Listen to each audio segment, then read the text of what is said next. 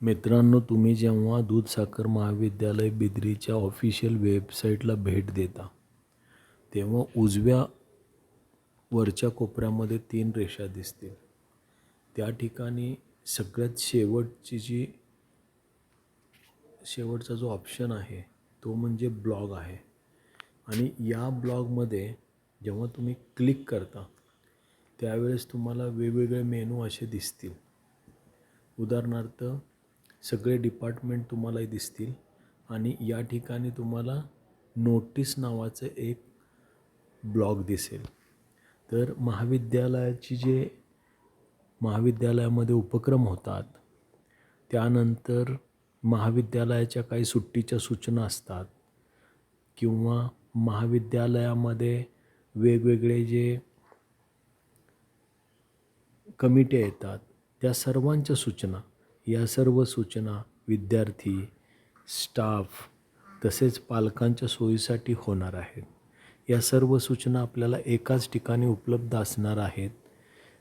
म्हणजेच काय की महाविद्यालयाच्या सूचना फलकावर या प्रिंट फॉर्ममध्ये सूचना लावल्या जातीलच, परंतु जर तुम्ही रिमोट एरियात असाल, प्रवासात असाल, घरी असाल, कुठेही असाल तरीसुद्धा तुम्ही वेबसाईटच्या माध्यमातून तुम्हाला महाविद्यालयाच्या नोटिसेस तुम्हाला ट्रॅक करता येणार आहे. त्याच्या अपडेट्स तुम्हाला जाणून घेता येणार आहेत.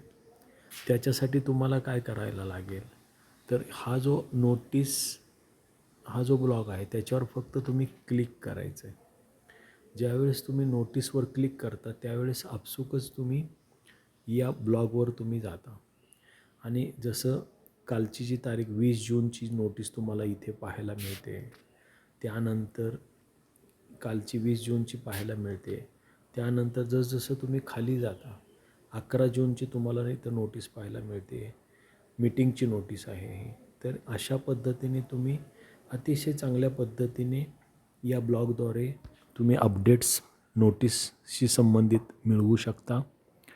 आणि या ब्लॉग्समध्ये महत्त्वाची हा ब्लॉग जो रन केला आहे तो रणजित पाटील सर यांच्यामार्फत त्यांचं या कामी सहकार्य लाभलेले आहे.